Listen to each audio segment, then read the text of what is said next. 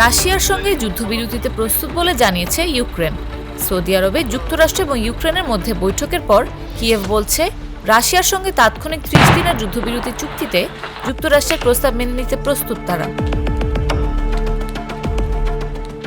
মার্কিন পররাষ্ট্রমন্ত্রী Marco Rubio বলেছেন, তিনি এই প্রস্তাব রাশিয়ার কাছে উপস্থাপন করবেন, কারণ সিদ্ধান্ত গ্রহণের ভার এখন তাদের হাতে।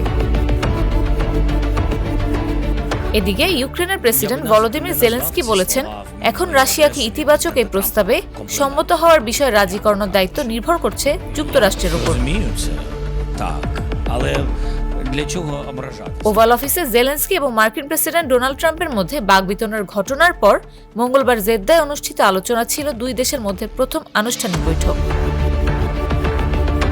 এক যৌথ বিবৃতিতে যুক্তরাষ্ট্র জানিয়েছে, তারা অবিলম্বে ইউক্রেনের সঙ্গে গোয়েন্দা তথ্য ভাগাভাগি এবং নিরাপত্তা সহায়তা পুনরায় চালু করবে। সম্প্রতি ইউক্রেনের উপর সামরিক সহায়তা স্থগিত করার পর গোয়েন্দা তথ্য সরবরাহ বন্ধ করে দেয় ওয়াশিংটন। যুক্তরাষ্ট্র এবং ইউক্রেন এক বিবৃতিতে জানিয়েছে, উভয় প্রতিনিধি দল তাদের আলোচক দলের নাম ঘোষণা করতে এবং ইউক্রেনের দীর্ঘমেয়াদী নিরাপত্তা নিশ্চিত করে এমন একটি স্থায়ী শান্তির লক্ষ্যে অবিলম্বে আলোচনা শুরু করতে সম্মত হয়েছে। মঙ্গলবার জেদ্দায় এক সংবাদ সম্মেলনে রুবিও বলেন, তিনি আশা করছেন যে রাশিয়াও এই প্রস্তাব মেনে নেবে।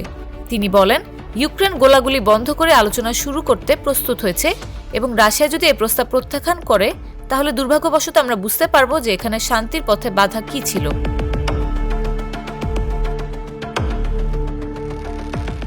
রুবিও বলেন, আজ আমরা একটি প্রস্তাব দিয়েছি যা ইউক্রেনীয়রা গ্রহণ করেছে।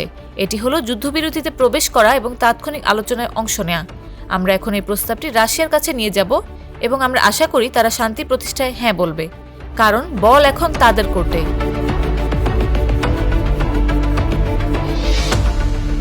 এর আগে ইউক্রেনের পক্ষ থেকে আংশিক যুদ্ধবিরতির প্রস্তাব দেয়া হয়। মঙ্গলবারের আলোচনায় কিয়েভের পক্ষ থেকে আনুষ্ঠানিকভাবে নৌ ও আকাশপথে যুদ্ধবিরতির প্রস্তাব দেয়া হয়েছিল।